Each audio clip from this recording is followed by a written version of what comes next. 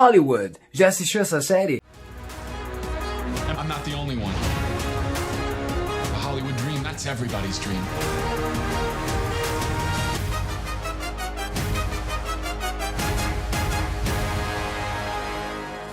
Tá aí uma das 1006 coisas que você precisa fazer antes de morrer.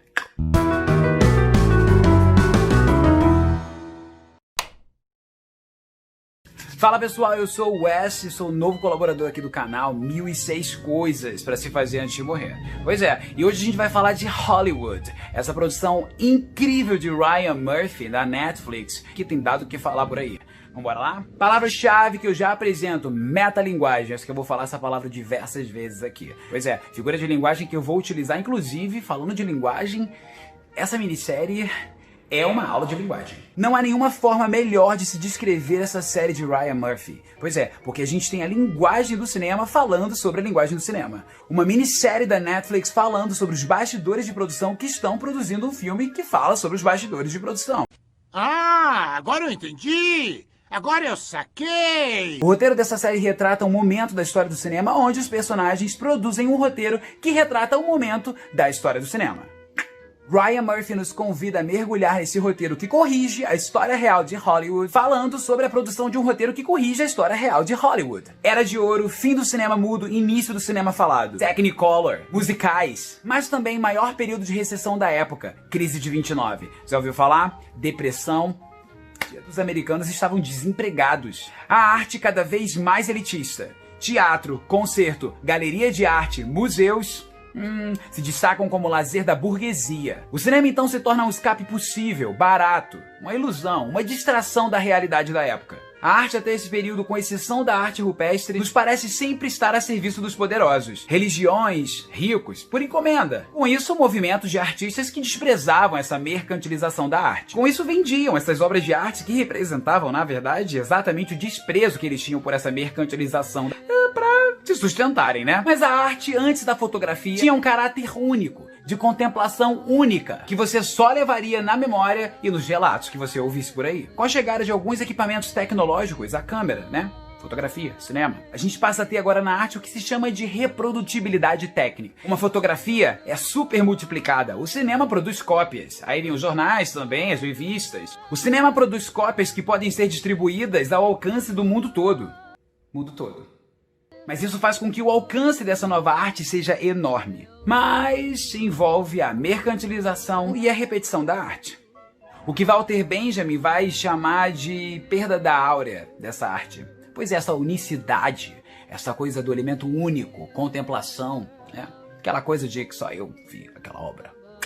Mas permite ao espectador, agora a grande massa, a sentir sensações, perceber um novo mundo, um lugar de arte que até então a massa não tinha consciência de pertencer. Mas Benjamin também fala que, paradoxalmente, é exatamente aí com a reprodutibilidade técnica que a gente passa também a notar melhor a alma da obra de arte. Alguns filmes passam também a incitar a reflexão. Todavia, a gente também tem um problema da estetização política com essa nova arte que é o cinema. Ou seja, o controle, a alienação. E aí você pode até assistir lá o vídeo do Marcel, né? Alienação, beabá político A de alienação. Vídeo que Hitler tinha acabado de fazer com o cinema. Sim, Hitler utilizou vídeo, produção de vídeo, para propaganda nazista. E é exatamente sobre essa dialética que a gente vai começar a abordar a minissérie Hollywood, de Ryan Murphy. Aproveitar o cinema como uma grande oportunidade de causar mudança, de mudar o mundo, ou usar o cinema apenas como uma ferramenta de entretenimento e o risco de estetização política. Ou seja, o lado positivo dessa reprodutibilidade técnica e o lado negativo dessa reprodutibilidade técnica. Ryan Murphy, no trailer da minissérie, ele nos joga uma pergunta. What if we could rewrite the story? E se, frente a essa dialética, Hollywood aproveitasse o cinema como meio revolucionário, despertando o senso crítico e político da época? Como seria a Era de Ouro se as pessoas que estavam no comando tivessem feito um esforço maior para inclusão e diversidade? Representatividade. Quantos nãos? Quantos talentos perdidos? Uma sociedade que vê com maus olhos a miscigenação. Racismo. Imagina o tratamento e as oportunidades que eram destinadas a eles. Art é um escritor determinado a ser o primeiro gay e negro da indústria do cinema. Ele cria um roteiro baseado na história real de uma atriz da época. A gente está assistindo um roteiro que tem um personagem escritor que está escrevendo um roteiro sobre uma atriz da época. E a história é real. Mas a gente percebe que para ter o seu roteiro ao menos analisado, a arte precisa usar personagens brancos e não se identificar como negro. Daí um grande destaque da gente ter um gay negro roteirista, Camille Washington, única negra contratada pela Ace Studios, produtora fictícia da série. Mas na escalada pelo seu sonho, se vê presa em papéis estereotipados, de domésticas, de escravos, estereótipos. Se não fosse essa recontação da história de Hollywood, provavelmente Camille teria um final trágico, sem oportunidade. Sua carreira estaria fadada ao esquecimento, no mínimo, se não trágica. Vale lembrar que Camille contracena com Hattie McDaniel, que foi a primeira mulher negra na série na vida real a ganhar um Oscar de melhor coadjuvante. Que inclusive foi quase barrada de entrar no hotel onde acontecia a cerimônia na época. Teve que sentar ainda em lugar segregado na plateia. Como um favor ainda, disse o hotel. Anna May Wong, atriz sino-americana, chinesa e americana. Atuou em diversos filmes, mas foi descartada de um papel de sucesso por conta da sua etnia. O personagem foi dado a uma atriz branca em The Good Earth. A história é real. Evis, uma ex-atriz que foi descartada com a chegada do cinema falado por conta das suas características judaicas. E vive como uma esposa do lar entediada, mas é cheia de liderança e atitude, inclusive feminista. Darren Criss. Mudou alguma coisa? Diretor de cinema iniciante.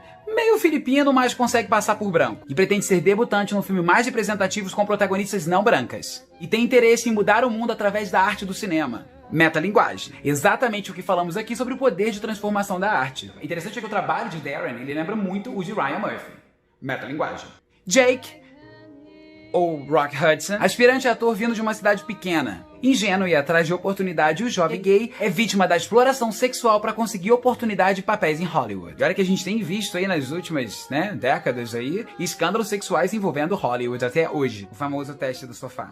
Jake é descoberto por Henry Wilson, famoso, na vida real, agente de celebridades que abusava psicologicamente e sexualmente dos atores jovens. Ele realmente existiu e Rock Hudson também, que inclusive foi a sua vítima. Na verdade, diferente do roteiro do filme, ele não teve esse final. Dick Samuels, um executivo da Ace Studios que compreende as injustiças da época, mas se vê cercado hierarquicamente para pôr em prática o que acredita. Dick também é reprimido socialmente. Uma situação super delicada, mas você percebe que os personagens gays conseguem mostrar a complexidade de sair do armário e de lidar com a sociedade hipócrita da época. Não só da época, de hoje em dia ainda.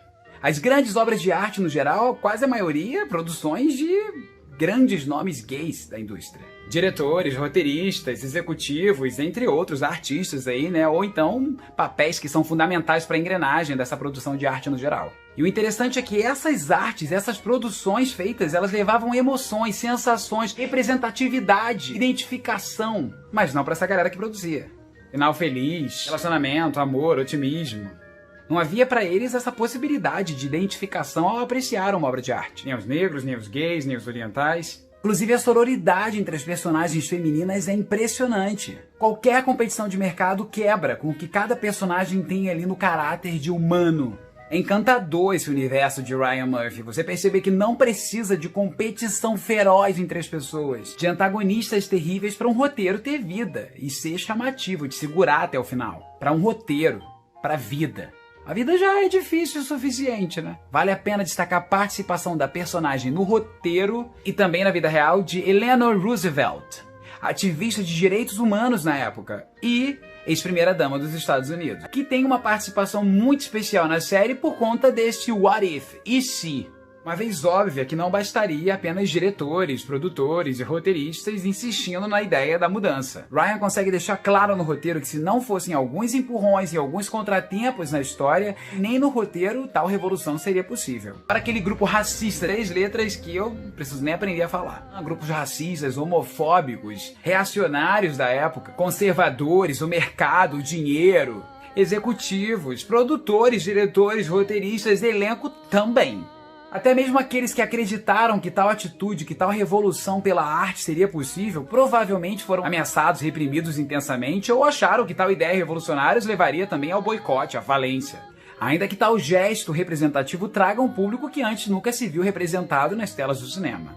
O mais interessante é como todos esses personagens representam os bastidores de Hollywood da época, mas não são representados pela mesma arte vendida pela indústria na época. Mais um exemplo de metalinguagem. Os personagens desse roteiro encarnam personagens na produção fictícia que encarnam personagens que estavam nos bastidores lutando pelos seus sonhos na época. Percebe? As cenas de sexo nada explícitas no início da série causaram um pouco de incômodo pelo que a gente vê nas críticas por aí, que ao meu ver funciona exatamente como uma quebra de tabu, coisa que a gente se propõe a fazer ao revisitar Hollywood recontando essa história. O poder que tem uma produção cinematográfica e por metalinguagem mostra a reação desse público conservador de hoje, diante da representação do óbvio sexo. Ainda não podemos representar sexo? A mesma sociedade que explora o sexo é conservadora quanto ao sexo como prazer livre ser representado na arte. Entendi. Soluções rápidas, fantasiosas, otimismo, finais felizes, esperança, personagens otimistas, fortes, corajosos, resilientes. São críticas. São encomendas, são características das produções da época, para tirar da cabeça das pessoas aquela depressão financeira, aquele momento terrível, era para ser um escape. Então otimismo, força, energia, mudança, fé, era para tirar da cabeça das pessoas a vida difícil que elas estavam levando, sofrimento, desemprego. Tudo isso realmente nos parece muito brega, mas assistindo aos filmes e às produções da época você vai sentir o mesmo.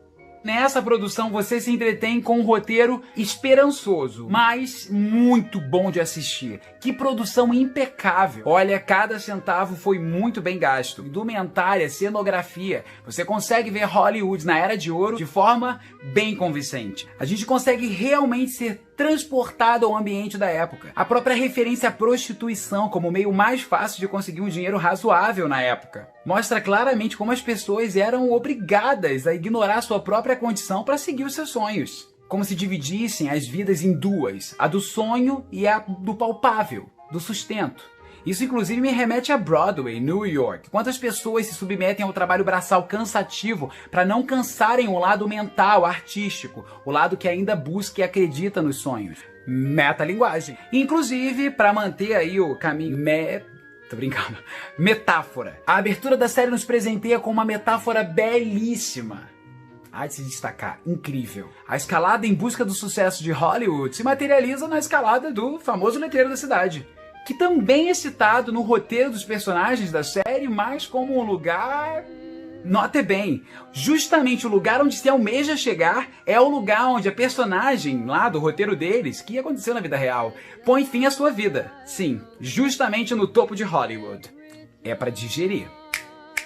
Uma curiosidade é que assim como o cinema da época era uma alternativa barata e acessível à cultura, hoje a Netflix, produtora da série, é uma alternativa barata de acesso à cultura pra gente, não mais os cinemas, e ainda produz uma série que quebra tabus, que ainda deixa a gente constrangido de assistir com alguns familiares, com medo da reação deles.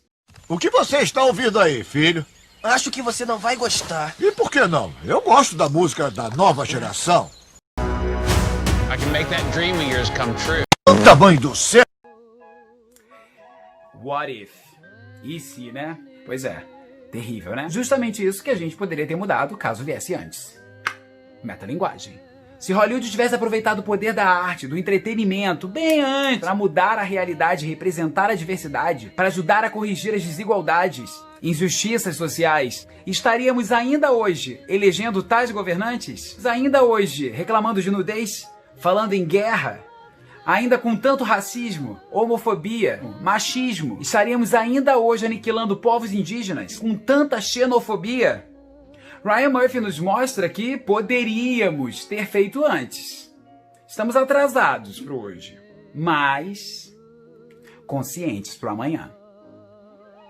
Eu espero. Of Hollywood and give it a rewrite.